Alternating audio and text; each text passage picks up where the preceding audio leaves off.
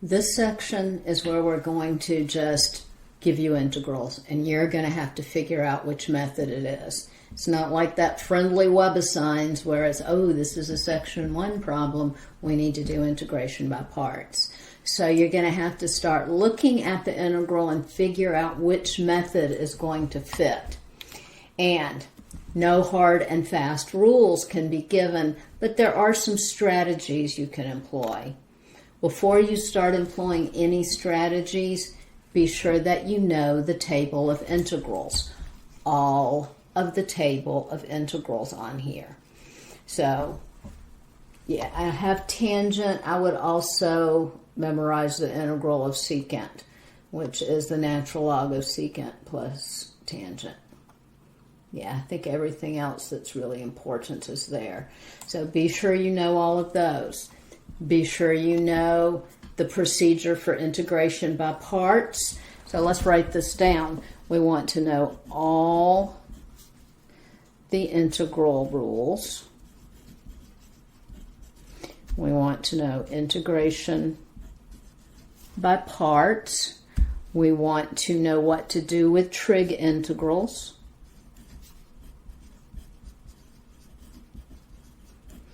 We want to know what to look for, so something with a difference of squares when we would want to use trig substitution.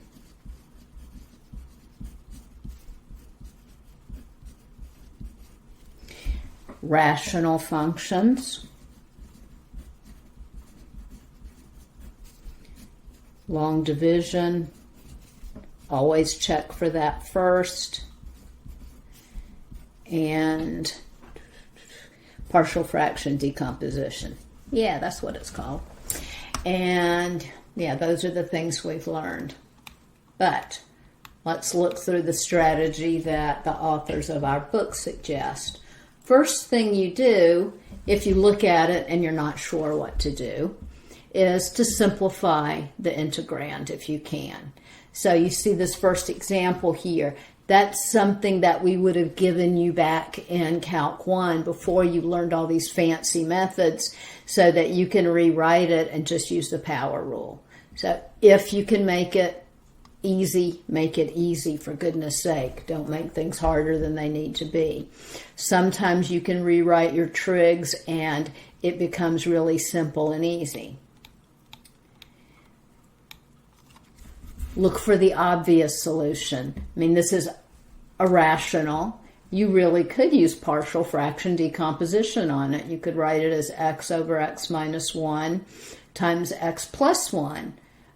But why do that when you could use u substitution? It's okay. You would get it right, and you'd get all the points on test day, but not necessary. After that, you're going to classify the integrand. So it's like we say here. Do you have a trig function? If you have a trig function, do you have sines and cosines, or do you have secants and tangents? If you have sines and cosines, do you have an odd exponent on one of them? If you do, then Pythagorean identities. If you don't, then you're going to need half-angle formulas.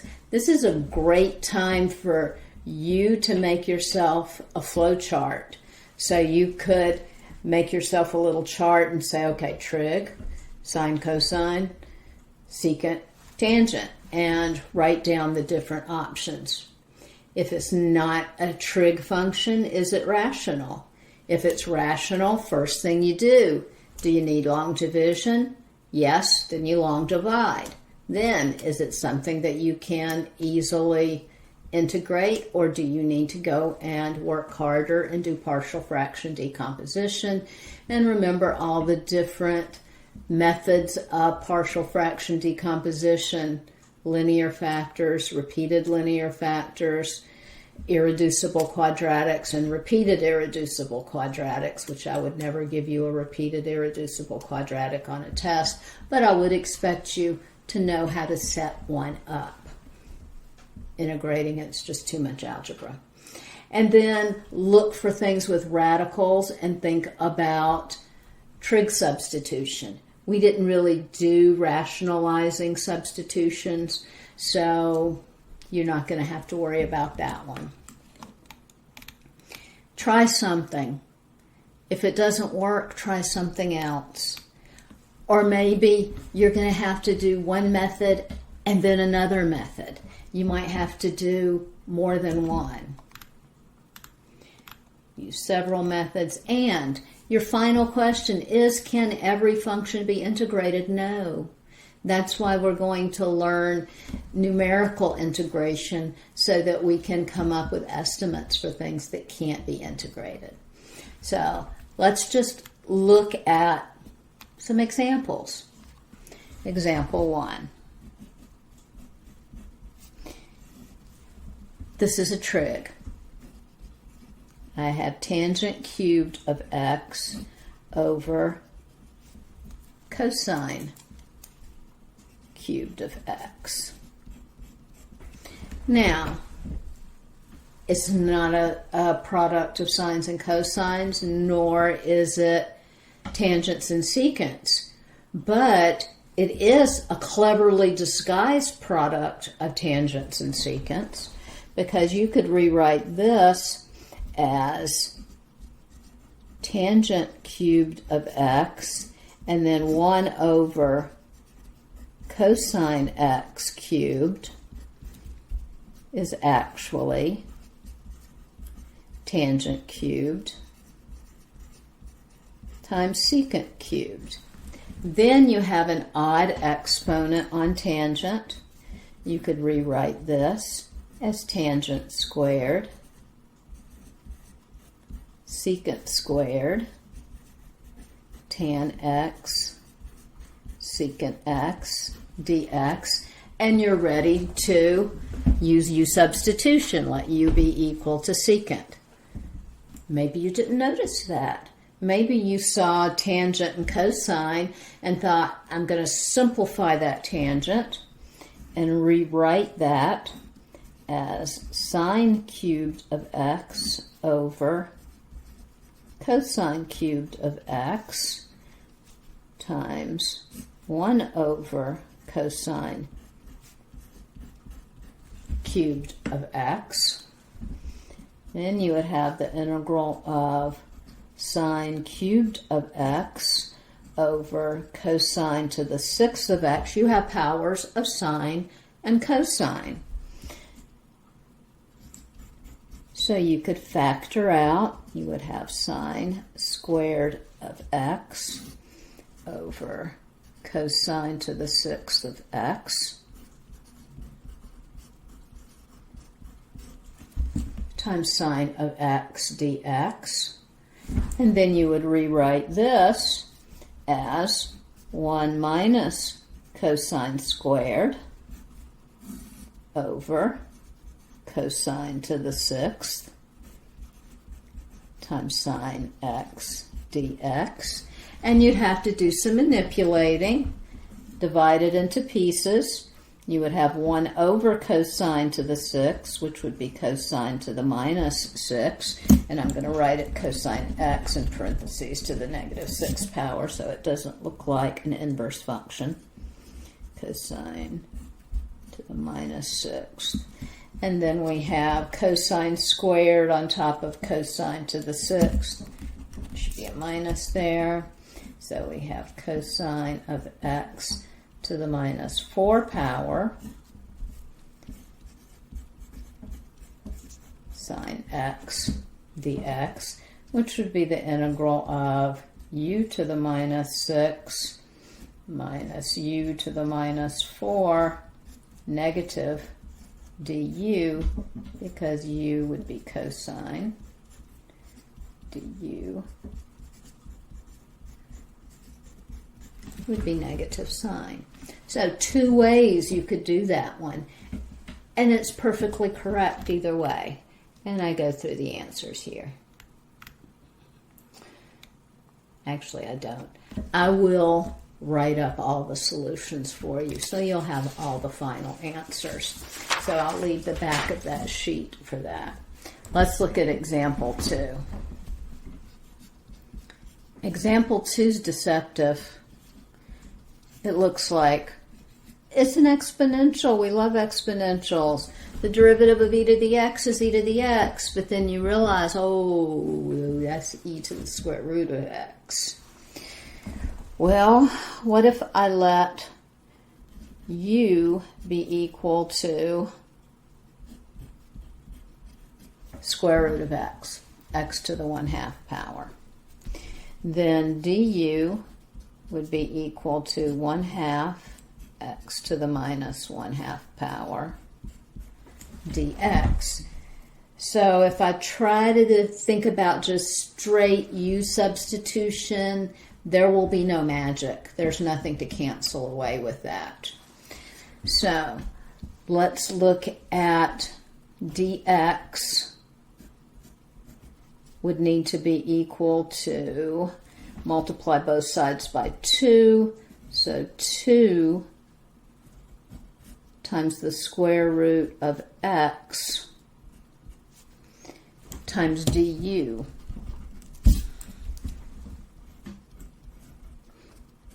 is equal to dx. Okay, well, I called u x to the 1/2 power, which is the same thing as the square root of x. So this is really 2u du is equal to dx. Okay, we can do that. So I'm going to replace e to the x with e to the u, and I'm going to replace dx with 2u du. And now I'm mentally kicking myself because I want to do integration by parts, and I always do u's and v's with integration by parts. So I'm going to rewrite this with a different variable because the variable doesn't matter. It's just a placeholder anyway. I'm going to call this e to the w to w dw because we have that power. We can do that. So now I'm going to let u be equal to 2w du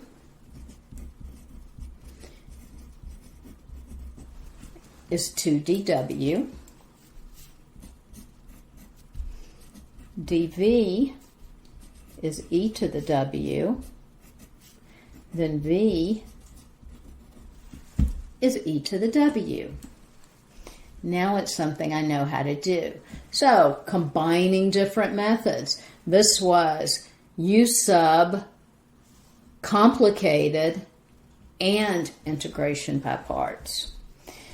So this is equal to u times v, 2w e to the w minus the integral of v du, so e to the w to dw. So this is 2w e to the w minus 2e to the w plus c. But this original u that I have up here is what I'm calling w. W is the square root of x. So this is 2 times the square root of x, e to the square root of x, minus 2e to the square root of x, plus a constant. Yeah, that took some thinking. And don't think that I got there that quickly the first time I did it. I struggled with it. I had big X's through my paper where I tried things that didn't work. It's why my eraser is a little nub of what it started, because I make mistakes. It takes work to get there. And there we go. There's the pretty solution. Make sure I have it right. Yes, indeedy, I do. Okay. That one I did go ahead and finish, so I can just go ahead and turn the page over. Look at example 3. We have x to the 5th plus 1 living on top of x cubed minus 3x squared minus 10x dx. And let me label it. Alrighty. Now, first thing we do is we ask ourselves, do we need to divide? Anytime you have a polynomial over a polynomial, first thing you ask yourself, do I need to divide? Yeah, you do, because the degree down below is smaller than the degree above. X cubed minus 3x squared minus 10x goes into x to the 5th power. Oh man, there's a bunch of missing stuff here. 0 x to the 4th powers, 0 x to the 3rd powers, 0 x squareds, 0 x plus 1. Again, I always put all those zeros in because otherwise I won't have room and I'll get confused. So what do I multiply x squared by to get x to the 5th come out? X squared. And you don't have to line it up over the x squared. It just brings me joy. So x squared times x cubed. I'm going to have to put my cheater glasses on to be able to see this. Gives me x to the 5th, x squared, minus 3x to the 4th, x squared, minus 10x cubed. Parentheses, that's going to go away. That minus becomes a plus. That minus becomes a plus. I have 3x to the 4th plus 10x cubed. There's nothing to fall down, but I'll bring a 0 down anyway.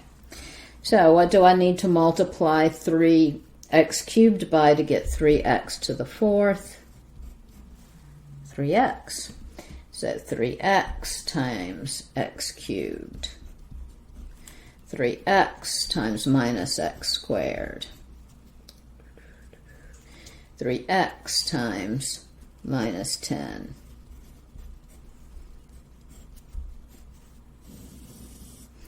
X cubed goes away, just like we planned it. That becomes a plus. That becomes a plus. So I have 19x cubed plus 30x.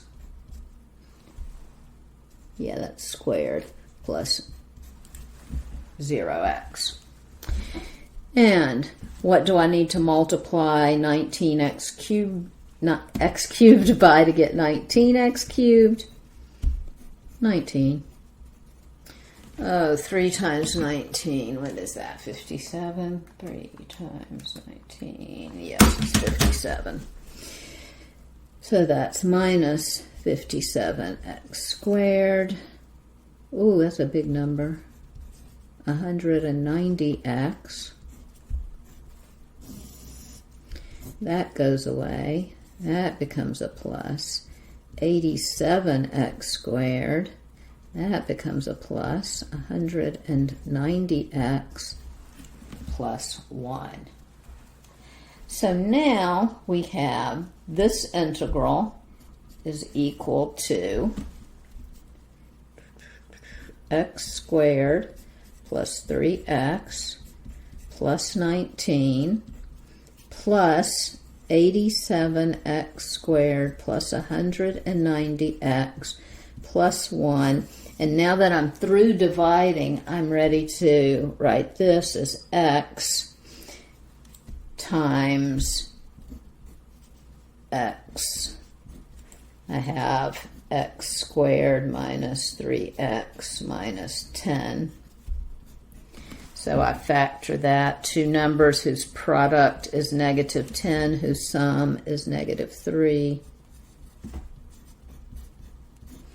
is minus 5 and plus 2. And now you're ready to do your partial fraction decomposition, because this fraction here, this rational expression,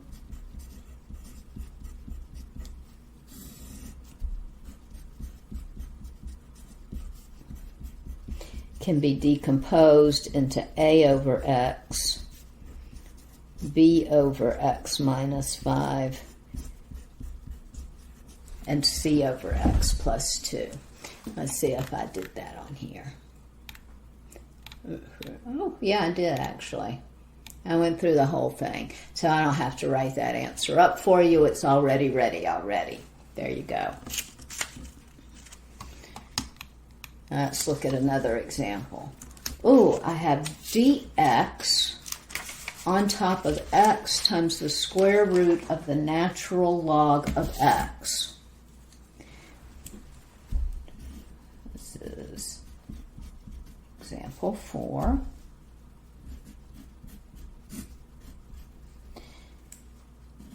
Well, it's not really rational, like a polynomial over a polynomial. It has a radical in it, but there's no squareds inside that make you think of trig substitution. What about plain old u substitution? You have a obvious inside function there. Let u be equal to the natural log of x, then du would be dx over x. Oh, this looks great because now we have the integral of dx over x is my du, and I have 1 over the square root of u, which is really just u to the negative 1/2 power du. Add 1 to the exponent, divide by the new exponent.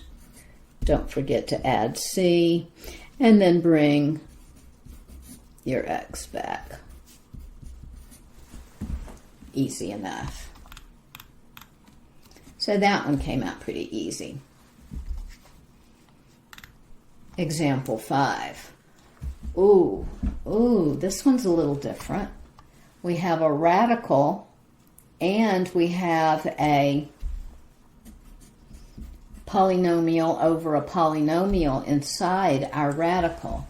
Now, I told you we hadn't really done things with rationalizing, but that's what you want to think about in this one. You want to think about multiplying by 1 in a strange way. Algebraic manipulation. So we have x minus 1 on top and x plus 1 on the bottom. We can multiply this thing. And I'm going to go ahead and do it as I write the problem down. X minus 1. We'll do x minus 1 over, or 1 minus x, 1 minus x. I can do that because it's just multiplying by 1 in a weird way, but that's okay. So this is the integral of square root of, well, on top I have 1 minus x squared, and down below I have 1 minus x squared dx. Now, is that going to make me happy? Well, yeah, because this is the integral of, no, let's see. Oh, okay. Yeah, now I see. See, I told you, sometimes I struggle too. I did really want to do this, and then I do 1 minus x squared, 1 minus x living on top because it's the square root of 1 minus x squared. So, just 1 minus x on top.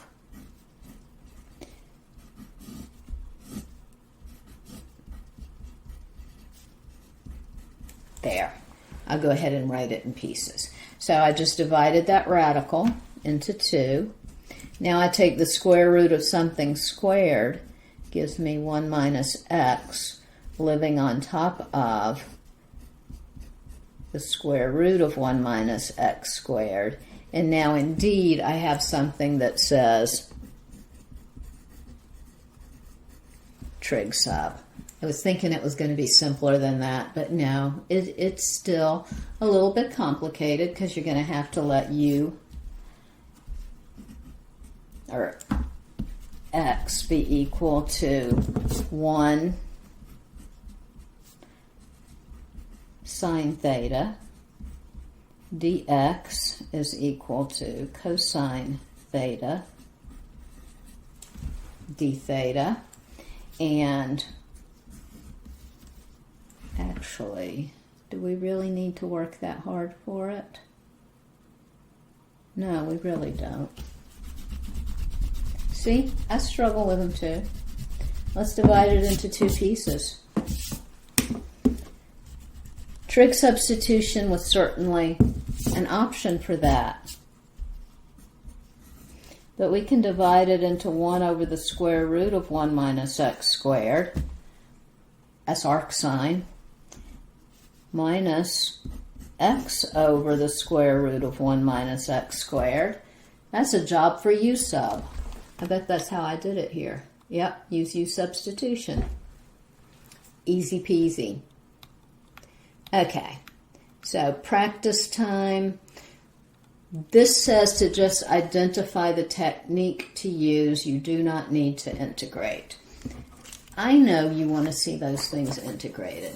So we'll go through them and look at them, and then I won't make you watch me do all the work, but I will post all the answers of how to do them. So let's just go through and look at all of these and identify what method we would use. So the first one here, it's a definite integral. So I remind myself that if I were going to actually solve this, I would need to either update the limits of integration or bring my x back and then plug in 0 and 1. But even though I have a radical up here in my exponent, it's really just a number. This is just a job for add 1 to the exponent, divide by the new exponent. U is equal to 3x plus 1, and then use your power rule.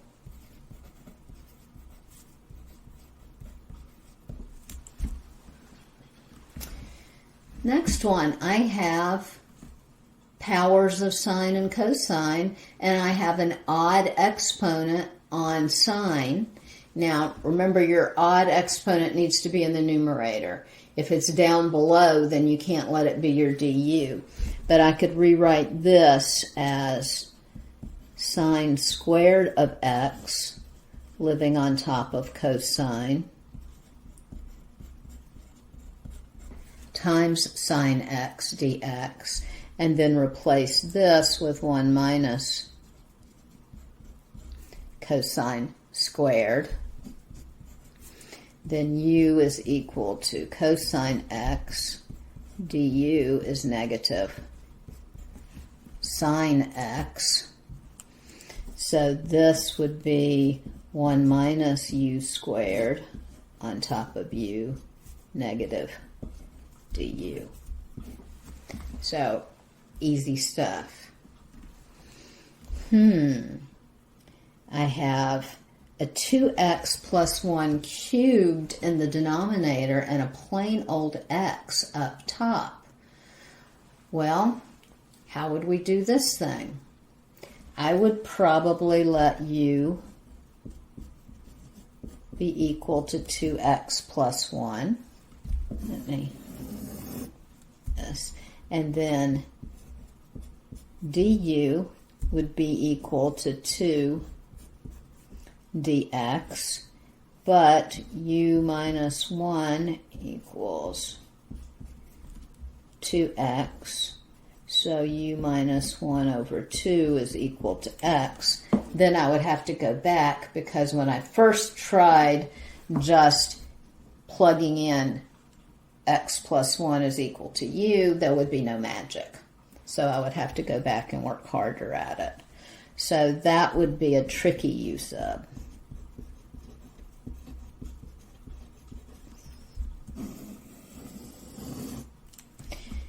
This has a product in it. I would let u be equal to t, and then dv would be sine t cosine t dt. That's something that's easy to integrate, because you can just let u we'll call it W instead. W be equal to sine of t, and then dW would be equal to cosine of t dt. So the antiderivative here would be sine squared of t over 2. So that one would be easy to do integration by parts.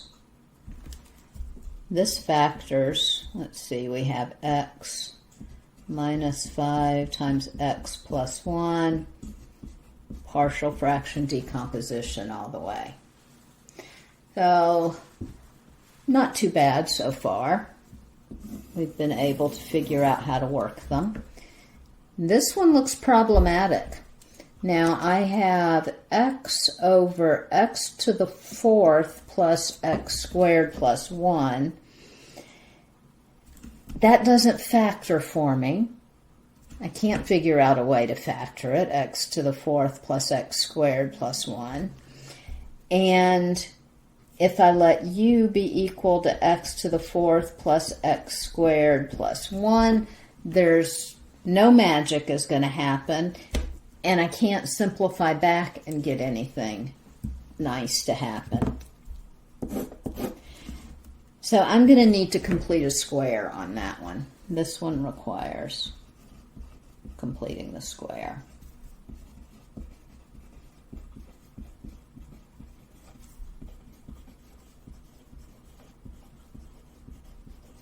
And then you'll end up with something squared plus 1. We would have x to the 4th plus x squared plus 1 on the outside. I would take that middle term, middle coefficient, half it and square it. So I would have x to the 4th plus x squared plus 1/4 plus 1 minus 1/4. And then this would be x squared plus a half squared plus 3/4. So I would replace that, and then u would be equal to x squared plus a half. Du would be 2x dx. Magic would happen, and we would have an arctan.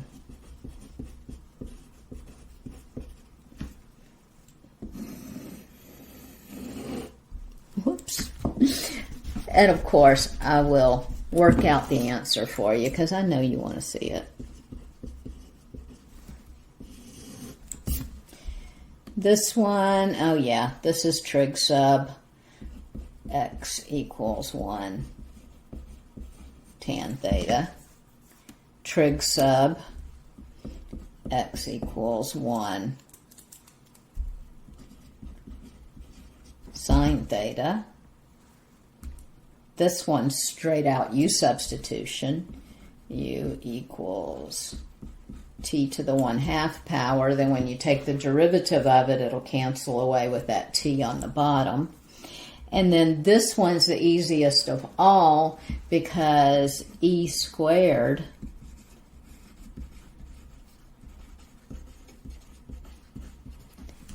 is just a number. So, yeah, I went through them pretty fast because I've seen them before and I have lots of practice at doing this. It's not going to be that easy the first time you do it. You saw me struggle, and I've been doing this a long time. It's okay to struggle. That's where you learn. So we'll do a few practice problems, and then we'll call it a day. This is a really good practice sheet so you can practice for your test because I'm not going to divide them up into different types of problems. You're going to have to figure out what method to use.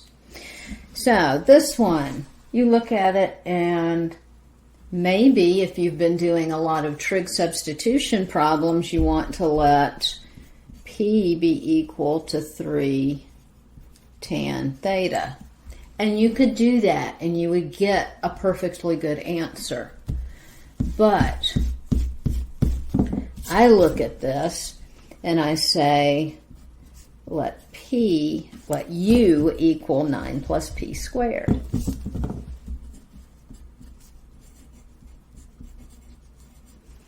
Then du would be equal to 2p dp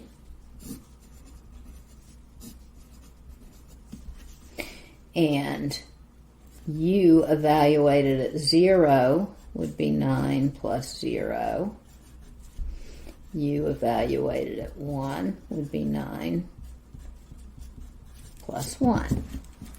Okay, so now instead of an integral that goes from 0 to 1, I have an integral that goes from 9 to 10. P sitting on top of u to the 1/2 power. Then I replace dp with du over 2p. P cancels with p.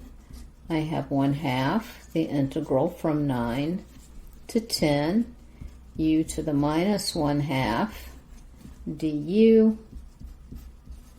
So 1/2, add 1 to the exponent, divide by the new exponent from 9 to 10, boom, boom.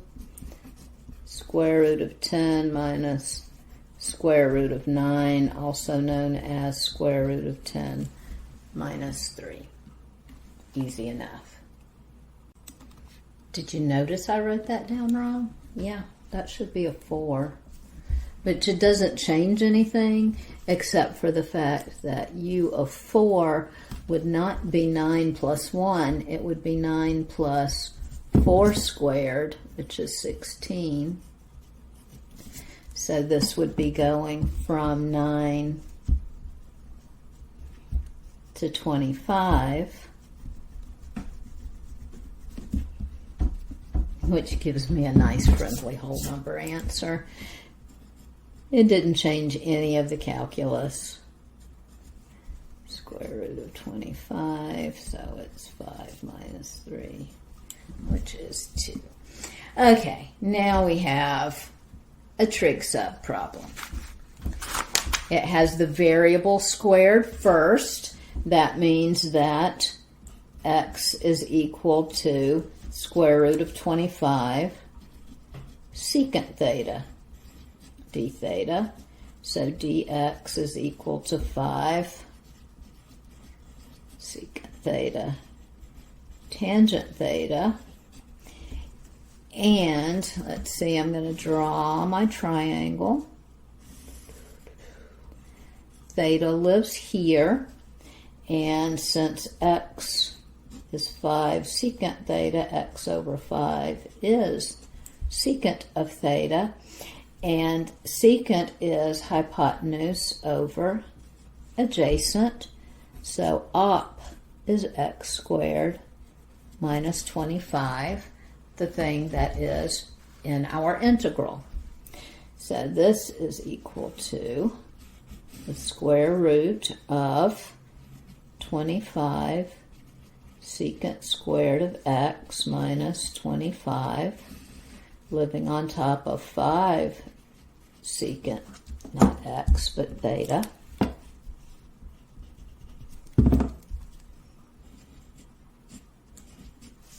times secant theta tangent theta d theta. So this is 25 times secant squared of theta minus 1, living under a radical,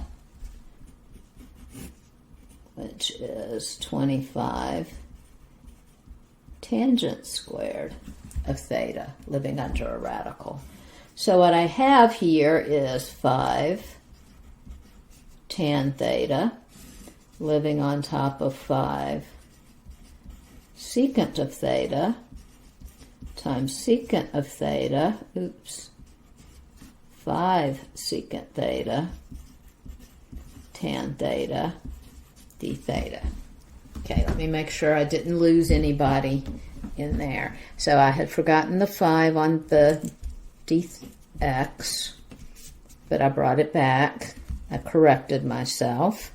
I had the square root of 25 secant squared theta minus 25, which became the square root of 25 tangent squared, which is just 5 tangent theta. Then I had x down below, which is just 5 secant theta. Cancel u with u, and I'm left with 5 integral of tangent squared of theta d theta, but tangent squared just so happens to be equal to secant squared of theta minus 1, which would be 5 times the tangent of theta minus theta plus a constant,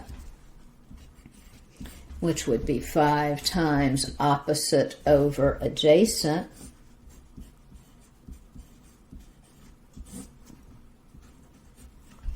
minus arc secant of x over 5.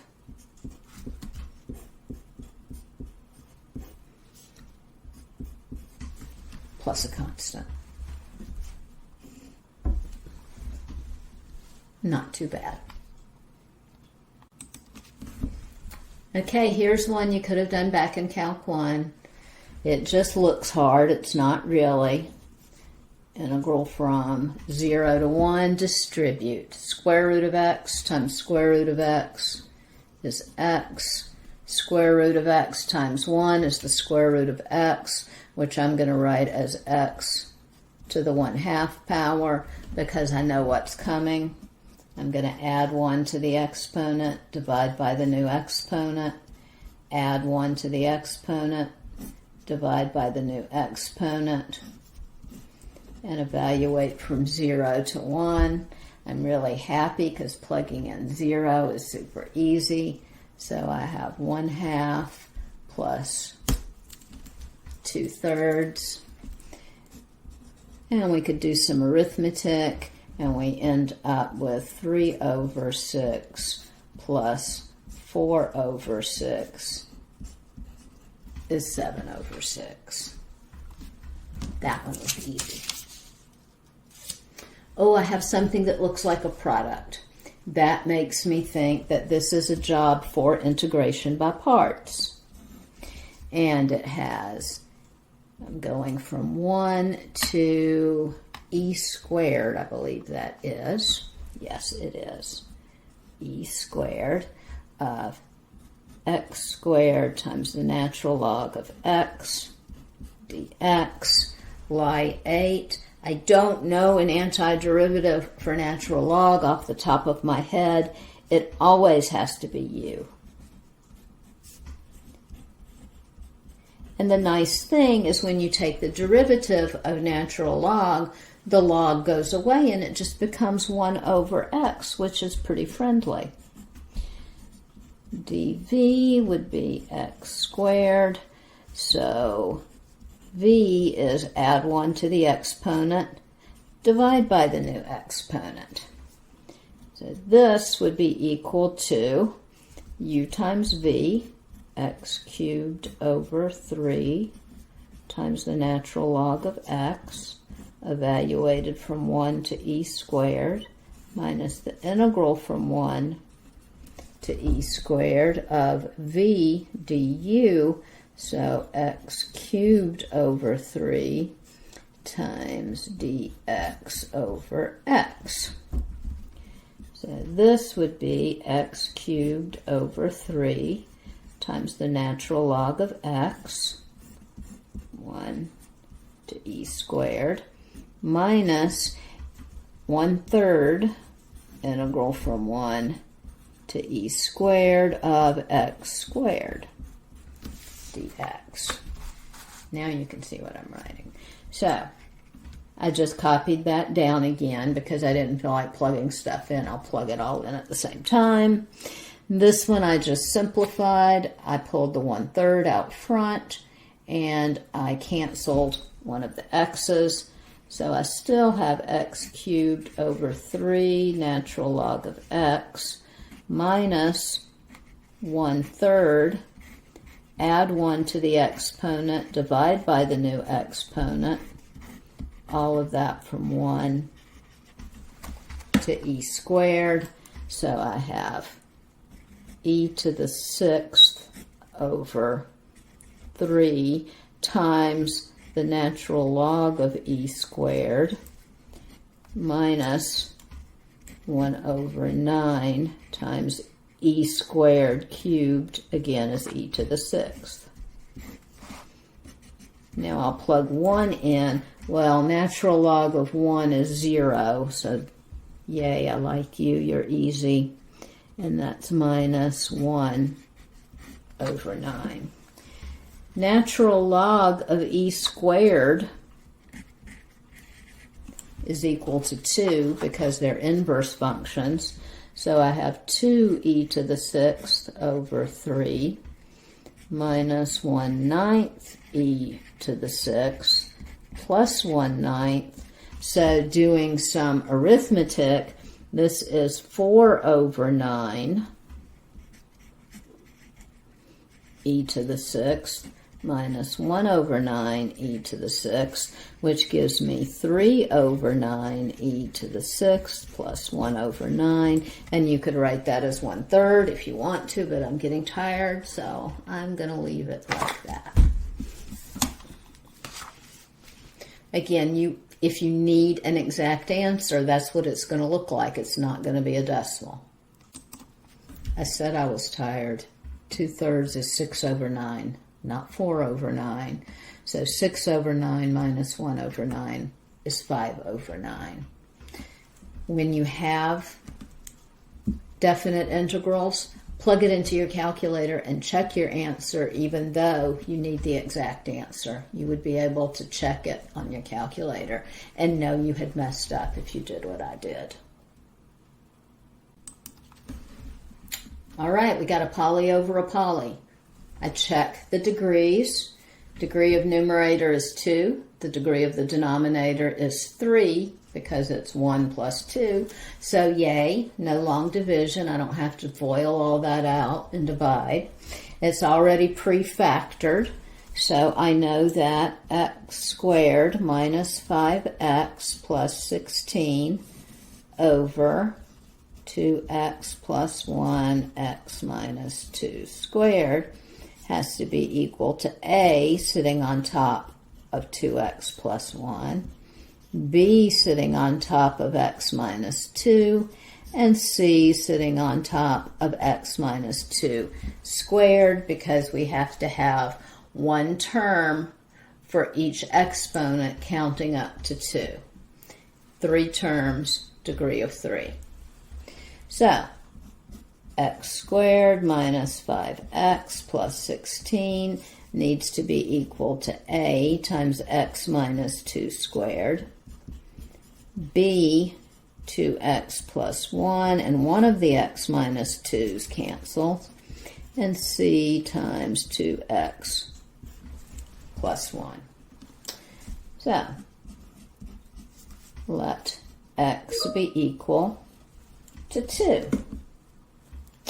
If x is equal to 2, then 4 minus 10 plus 16 is equal to 0, 0, c times 4 plus 1. So 4 minus 10, negative 6, that looks like 10 is equal to c times 5, so c is equal to 2. Let x be equal to 2x plus 1 is equal to 0. When x is equal to negative 1/2, you can go up here and solve that if you need to.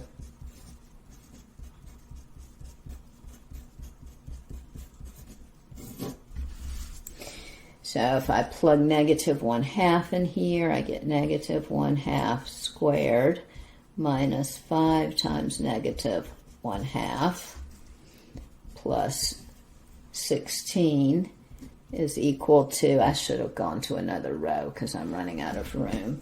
So let's go ahead and do 1/4 plus 5/2 plus 16 is equal to negative 1/2 minus 2 would be negative 5/2 squared times A.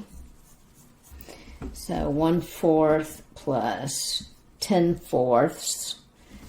I'm going to use my calculator and do some arithmetic. You don't need to watch all this.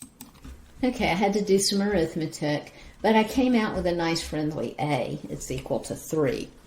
So x squared minus 5x plus 16 is equal to 3 times x squared, and I'm going to FOIL this.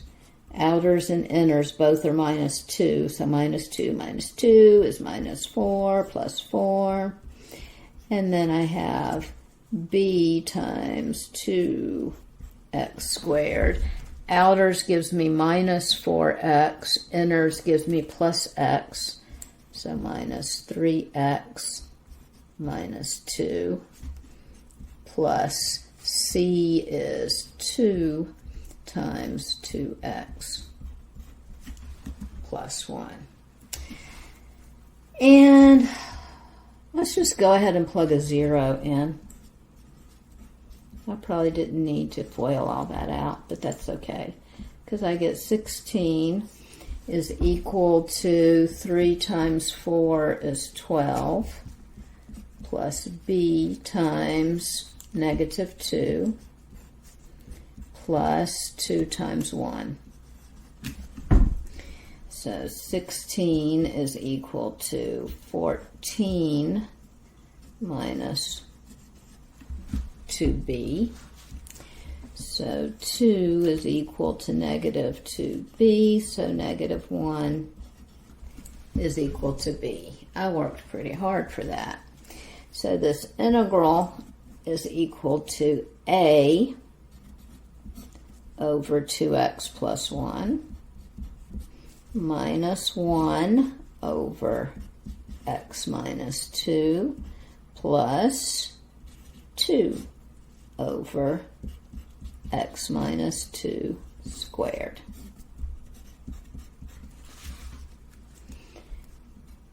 So u would be equal to 2x plus 1, du is 2 dx, so I get 3/2 of the natural log of the absolute value of 2x plus 1 minus the natural log of the absolute value of x minus 2. U is equal to x minus 2, so this is the integral of u to the minus 2. So add 1 to the exponent, divide by the new exponent.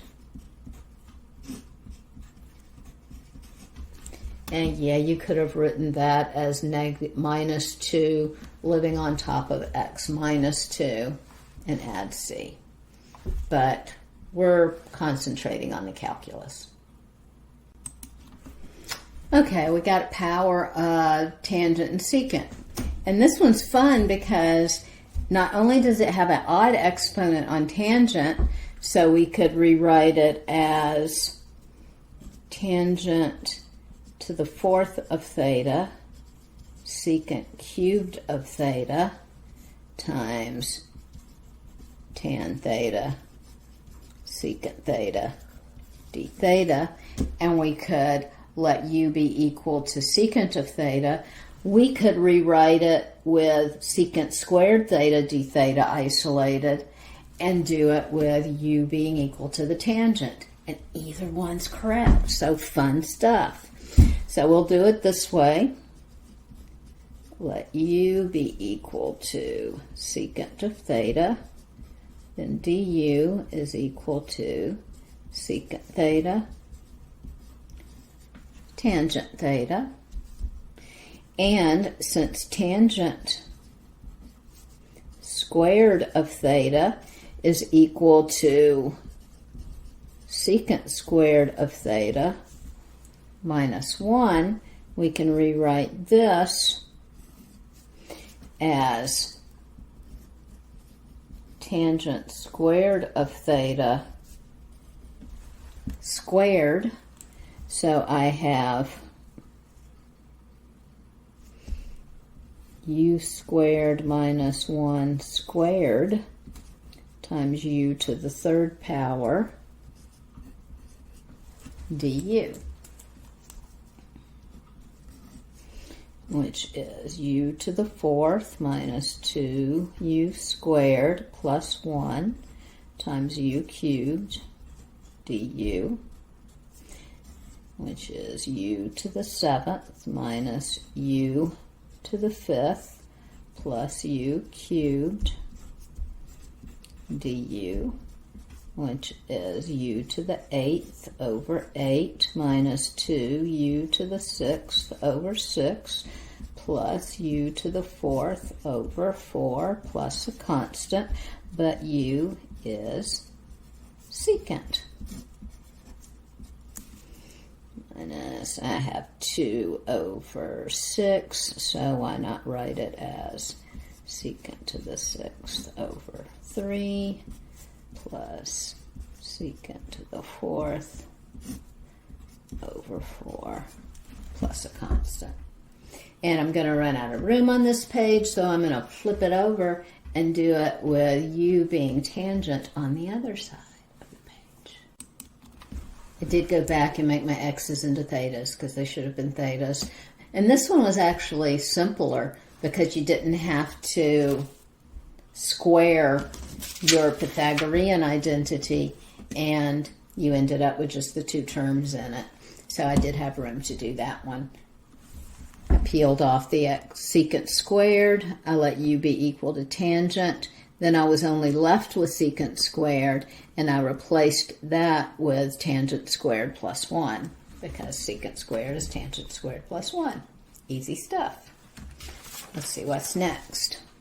Oh, next we have something that looks like a product. So that's going to be a integration by parts. And since I have the third power here, instead of doing integration by parts 3 times, I'm going to set up a table.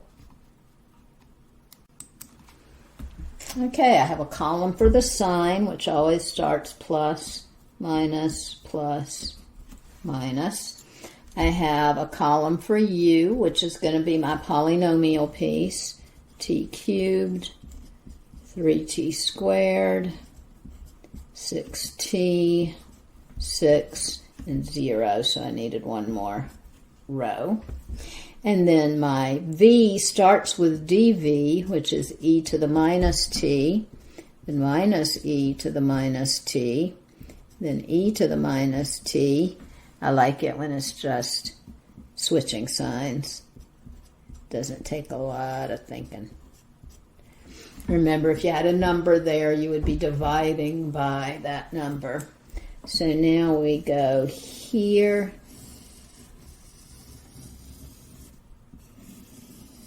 And yes, I go through and circle them every time, and I still flub up sometimes.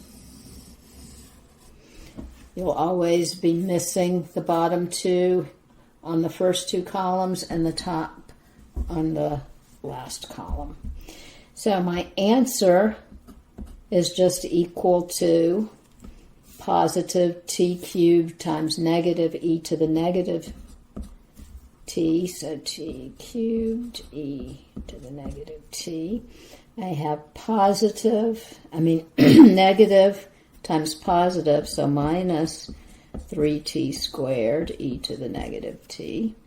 I have plus times minus, so minus 6t e to the negative t. And then I have minus times positive, so minus 6e to the minus t plus a constant. I like the table method. It's pretty cool. You could do some factoring if you wanted to, but there's no need. We'll just leave it like that and be happy.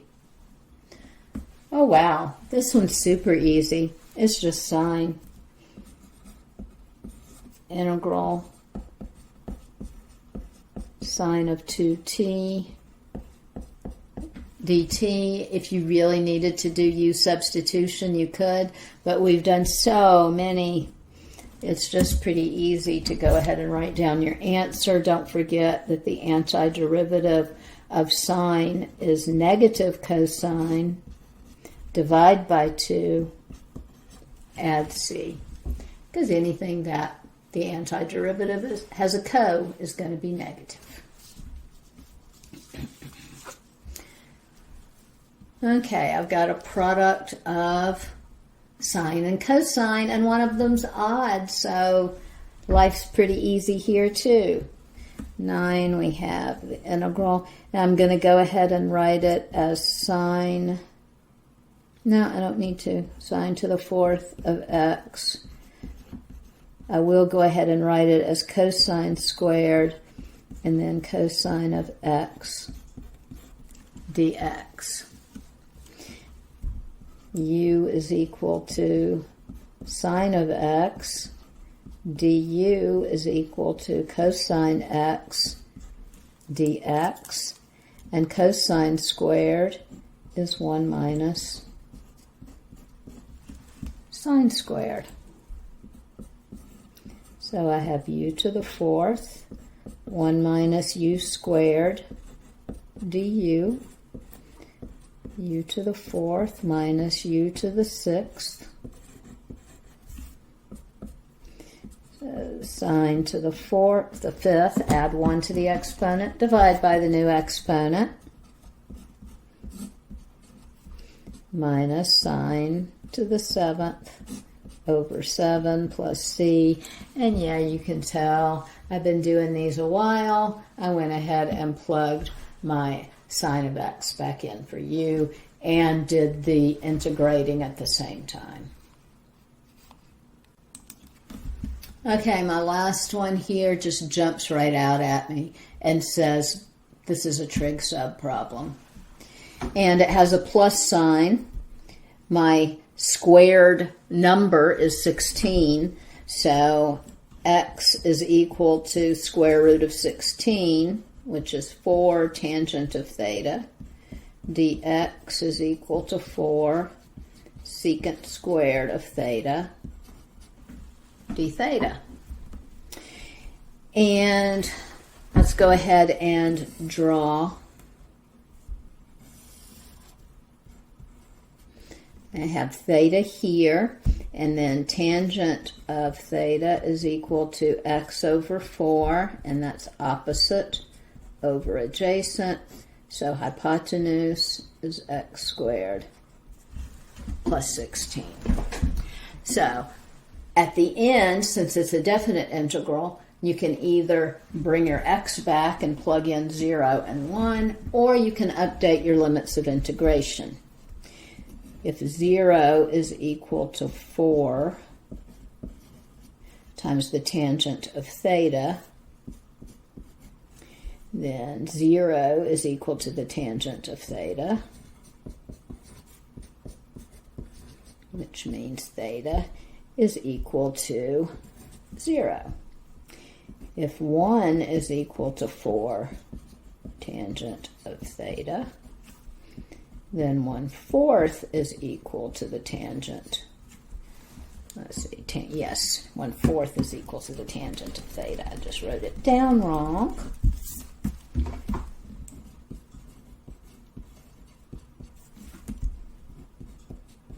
So theta, oh, this one's not so pretty. It's the arctan of 1/4. So yeah, you may actually want to wait until the end on this one. Now, since I decided I did not want to update my limits of integration, I rewrote it as an indefinite integral, and I'm going to calculate the indefinite integral, and then at the end, I'll bring the x back and I'll substitute in the 0 and the 1 so I can get nice exact answers. Because I don't know what arctan of 1/4 is off the top of my head. So I went ahead and plugged in while I did that. And I had to erase, so that's kind of messy looking. Alrighty, so this is 16 tan squared, which is 16 times tan squared plus 1, which is 16 times secant squared of theta. So what I really have here is 64 tangent cubed of theta over square root of 16 is 4, square root of secant squared is secant of theta times 4 secant squared of theta d theta. Okay, so now I can cancel u with u, and actually I can only cancel one of them. So I'm left with 4 secant squared of theta. The 4 cancels and the squared cancels. So what I have here is 64 living out front, tangent cubed of theta, secant of theta, d theta. I have an odd exponent on tangent. So this is 64 times the integral tangent squared of theta, tangent theta, secant theta. And then you say to yourself, there's no secants there. Oh, but tangent squared is equal to secant squared of theta minus 1. So this is 64 integral of secant squared of theta minus 1. So u is equal to secant.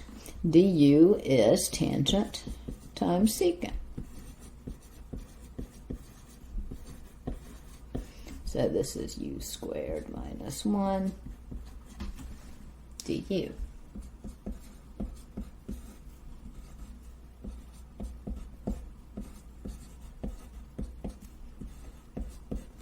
So we have secant, well, we add 1 to the exponent. Let's do it with u's first. U cubed over 3 minus u. And I'm not going to add c because I know that it really is a definite integral and I'm going to be plugging stuff in. So this is 64 times secant cubed of theta over 3 minus secant of theta, which is 64. Secant is going to be hypotenuse over adjacent.